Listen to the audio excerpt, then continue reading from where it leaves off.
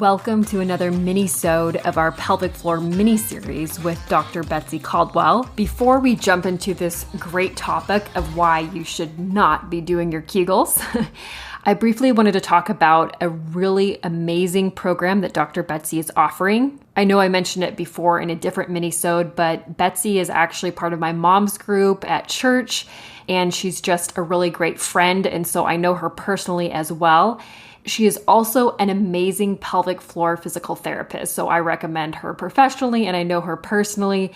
And she just developed this really cool and amazing course for expecting mothers. It's called the Push Lab, and it's the only birth class on the internet designed and taught by a pelvic floor physio. Dr. Betsey created the Push Lab after hearing countless postpartum mamas in their treatment room voice frustration that they did not feel prepared for labor. I'm sure all of you have this crazy push story from either yourself or a friend or a family member.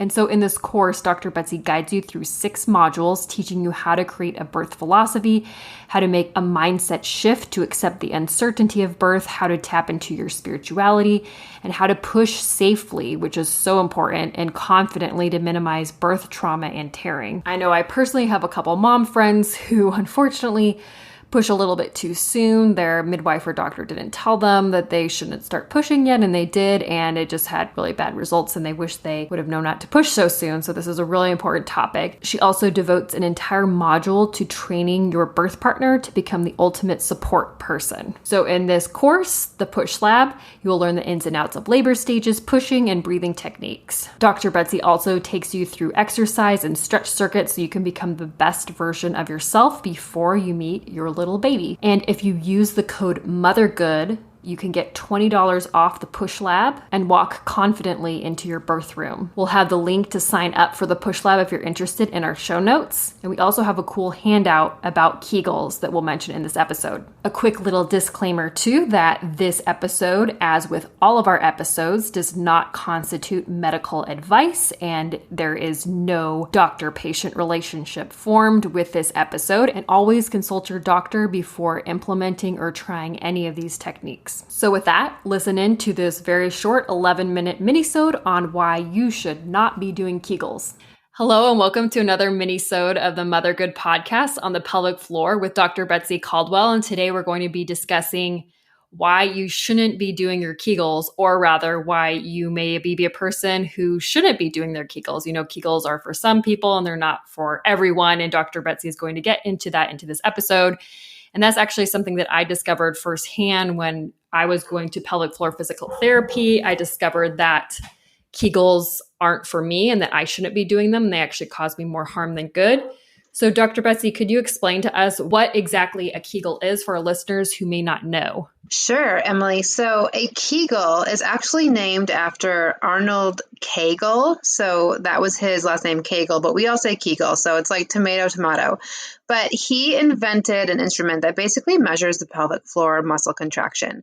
And he started to prescribe pelvic floor contractions to his patients to help with dysfunction that they were having. And so he decided to just name it after himself, which is a little interesting. But that is what people mean when they say do your Kegels. And there's a lot of misconceptions about Kegels being the end-all answer for leaking, overactive bladder, for fecal incontinence. And the truth is they're not always the answer. And in fact, we hear these misconceptions from people that we trust. We hear them from our best friends who had babies before us. We hear them from our OBGYN, from our nurse practitioner, our mother, our grandmother, even maybe a fitness professional. We're hearing it all over the place. And that is why I'm so excited we're talking today that, they're not always the answer. So that's what a Kegel is, to answer the question. You're so right that so many women, that's the advice that they give when they find out that you're pregnant. I know that my sister, and she had good intentions, but she would always text me saying, "Are you doing your Kegels?" And then I would feel guilty because I wasn't doing them as often as she suggested that I should. And then also in all the pregnancy apps, I had downloaded the Bump, and they're always like, do your Kegels, make sure you're doing them. And they would tell you how often to do them. And it was just a ridiculously large amount of time. And then later when I was in pelvic floor physical therapy and then discovered that I'm a person who shouldn't be doing any Kegels, and there's a lot of women out there who shouldn't be doing them, I was shocked. And I was glad that I didn't do as many as I was recommended through all these apps and people who had never even investigated whether or not I should be doing them. But still, like the fact that I was doing Kegels at all when I shouldn't be doing them was I was pretty mortified to find that out. So can you explain why Kegels are not always the answer to a stronger pelvic floor? Sure. So women are usually hypertonic in their pelvic floor, meaning that they are tight at rest. Okay.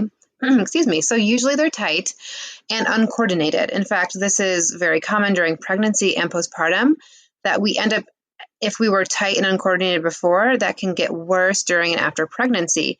So the best example that I can give is if somebody has low back pain, they oftentimes have tight lumbar extensor muscles. And if somebody has tight back muscles, we're not telling them, well, you should probably just go and contract those muscles over and over and over again and make them stronger to get rid of that low back pain. What we're actually teaching them is how can we stretch and lengthen and relax those muscles? And then also looking into why are those low back muscles tight? What can that physical therapist do to assess why that is happening? And then kind of going after the driver of those symptoms. So the same thing goes for the pelvic floor.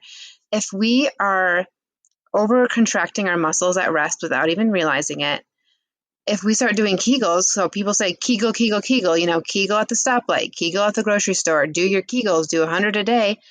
The more we contract, the tighter we get. And oftentimes the worse our symptoms get.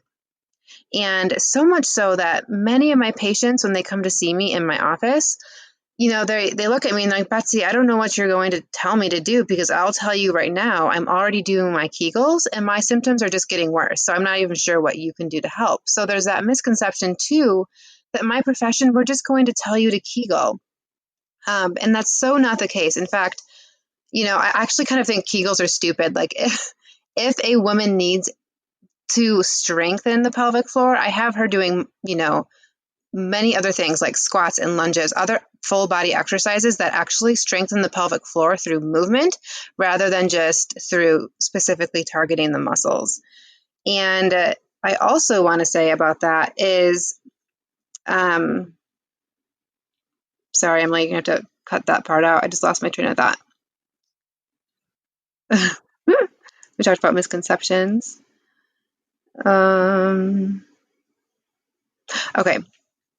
And I also want to say how there's been studies done that the majority of us are actually contracting our pelvic floor incorrectly. So when someone tells you to Kegel, oftentimes women are actually contracting their glutes, so their butt muscles, or they're contracting their adductor muscles, their inner thigh muscles, or they're even contracting their neck or jaw muscles. So studies show that we kind of contract all these other big muscles and we're not even getting to these little tiny pelvic floor muscles appropriately. And that is where pelvic floor physical therapy comes in because we can assess how well you are coordinating those muscles, how well you're fully contracting and fully releasing those muscles. And again, with most of my patients, once we clear up that tightness, that hypertonicity at rest, once we clear up the ability to coordinate the muscles appropriately, we actually don't really need to work on a Kegel strengthening program. I was really surprised when I was doing physical therapy that I was told that women who are stressed a lot, that they tend to have tight pelvic floors. Yes. And then when I heard that, I thought, oh, that's like all moms, basically. Right? So if true. you're a stressed mom, you're basically at high risk for, not needing to do a Kegel. What about those Kegel trainers, such like the LV or the PeriFit? Yes. So those I do not recommend either because essentially it's just, I don't know if anyone has seen these, but they're beautifully branded and packaged. And it's essentially this little device you insert vaginally and it connects to Bluetooth to your cell phone and it's teaching you how to Kegel. And it looks really fun and it looks like something I'm like, wow, the way that they portray this in their marketing and advertising, it looks really neat. And they're about $150 to $200. But Emily, just like we just talked about, so often we don't need to be doing Kegels. So they are truly kind of a waste of money. I would recommend for anyone listening, if you are having any incontinence, any overactive bladder symptoms, any pelvic pain, any fecal incontinence, use that money instead. Invest that money to go see a pelvic floor PT who will give you that individualized approach to what you need to do for your pelvic floor to get rid of those symptoms. So these trainers, they're well-intentioned. They were created to try to solve the solution for these diagnoses, but they're really, it's not hitting, it's just not the best thing for you. It typically doesn't help in the long run. I noticed that there seems to be a big trend with social media and just the internet in general to try to do any type of physical therapy or even exercises online. So I have seen a lot of people try to go the app route and saying, oh, well, I don't need to go see a therapist because I can just use an app or a tool or device like this kind of tool. But just as you were saying that you might not need one, or it might be doing more damage than good. So it's important to see a pelvic floor physical therapist, as much as we're saying that. So if we shouldn't be strengthening our pelvic floor muscles without seeing a pelvic floor physical therapist first, is there ever a time or circumstance where we should be performing a Kegel? Yes. So when I'm saying, Kegels aren't the answer to solving your leaking or pain or dysfunction, we still need to contract our pelvic floor muscles from time to time. In fact, as we are talking, Emily, as we are even breathing, our pelvic floor muscles are contracting and relaxing without us even having to think about it. So when we cough, sneeze, or laugh, the muscles automatically squeeze to basically clamp down on our sphincters to keep us from leaking. Now, if we are uncoordinated or if we are overly tight in these muscles, that contraction isn't as coordinated and as strong as we want it to be, and we end up leaking. So sometimes postpartum, we have to intentionally squeeze these muscles when we're coughing, sneezing, or laughing in order to not leak. So that's one scenario. If you are also pushing, pulling, or lifting something heavy, it's good to do a mini Kegel just to help support the organs, to help kind of lift that pelvic floor, to be a supportive shelf for our pelvic organs. And it's also important to exhale. So when we're working out, when we're lifting weights, we should be doing a gentle Kegel if we are concerned of leaking, but we should also be exhaling. So if we're tapping into our breathing correctly, which I believe is actually our next episode, but if we're tapping into our breath correctly, we are automatically Kegeling. So sometimes postpartum, we have to add a little bit of intention to it. So those are scenarios when I would teach my patients and clients to go ahead and do a Kegel during that time. And you have a handout, right, that explains more of this that our listeners can refer to. Can you briefly talk about that handout? Oh, yes. I have a handout, 5 tips for your healthiest pelvic floor. If I'm on here telling you, don't Kegel, that's not the solution. I wanted to at least have a handout of something else. What else can you do to take steps today to have a healthy pelvic floor? So we can, that will be in the show notes for all of you to reference. So if you're thinking, oh my gosh, I've just been Kegeling and yes, my symptoms aren't getting better, what can I do?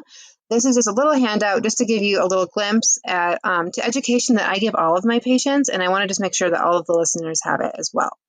Of course, I just want to also say none of this, substitutes for a pelvic floor PT visit or even substitutes as medical advice, but it is good for all of us to be educated in this area. Thank you so much for sharing that handout with us too. And we'll make sure that it's in our show notes. If anyone has a hard time finding the show notes, I know that when I first started looking for them, I was a little confused. Feel free to send us a DM or an email, or, even if you join our mailing list on our website, then you can get that handout as well. Awesome, Emily. Thank you so much for having me on. This has been really fun. Thank you.